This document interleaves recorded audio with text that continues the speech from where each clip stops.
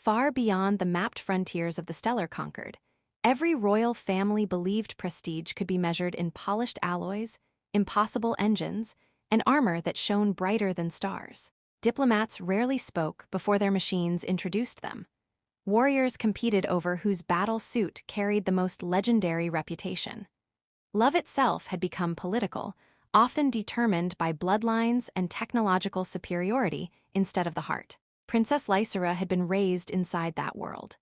She resembled a human woman with flawless pale skin, flowing silver blonde hair, bright violet eyes, and long elegant ears that curved gracefully behind her head, a feature every member of her ancient race carried with pride. From childhood, she had been taught that weakness always wore simple clothes, while greatness arrived surrounded by impossible technology. She never questioned that lesson because nobody around her ever had. The announcement of humanity's arrival spread across the palace like wildfire. A single soldier? One noble laughed. Perhaps the others couldn't afford fuel, another whispered. Even the palace attendants struggled to hide amused smiles. Lysera smiled politely, though curiosity lingered behind her confidence. If they truly possess so little, she said playfully, we should at least offer them dessert before negotiations begin. Laughter echoed through the magnificent chamber. When the enormous doors finally opened, silence slowly replaced amusement. The human entered alone. His armor looked old. Scratches covered nearly every plate. The metal lacked glowing circuits, decorative crystals, or floating shield generators. Compared with everyone else, he appeared painfully ordinary. Lysera tilted her head. "Is that ceremonial?" she asked. "No, Your Highness." "Training equipment?" "No," she blinked. "So he came wearing antiques?" A nearby admiral quietly added, "Either that or humans are extremely confident."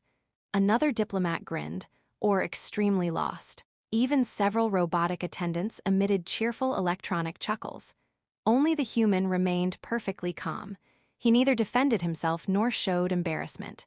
Instead, he offered a respectful bow toward the throne. "My name is Captain Adrian Cross of Earth." His voice carried no pride and no fear. That unsettled Lysera more than if he had challenged everyone present. She had watched emperors boast before negotiations. She had watched conquerors threaten entire worlds. Every powerful individual wanted attention. This man seemed completely uninterested in earning it. The summit continued, yet Lysera found herself watching him instead of listening to trade proposals. Whenever someone mocked his armor, Adrian simply smiled faintly, as though he had heard the joke 100 times before. She expected irritation. She found patience. She expected arrogance. She found quiet dignity. During a brief intermission, Lysera stepped down from her throne and approached him herself.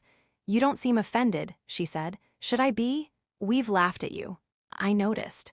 And that doesn't bother you." Adrian glanced around the magnificent palace before answering. "I've learned that first impressions usually reveal more about the observer than the person being observed." For the first time in many years, someone had answered Lysera without fear, flattery, or hidden ambition. She almost laughed again. Almost. Instead, she found herself wondering who this strange human truly was. Their eyes met for only a moment, yet something unexpected passed between them, not attraction born from beauty or status, but recognition. It was as though each had discovered someone untouched by the expectations of their own worlds. Neither understood it. Neither wished to break the silence. Around them, nobles resumed their conversations, still joking about outdated armor and primitive humanity.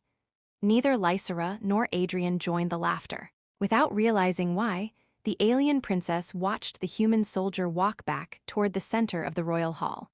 And for the first time in her carefully privileged life, she hoped the summit would last a little longer.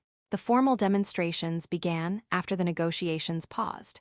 One delegation unveiled armor that could split into 1,000 autonomous drones.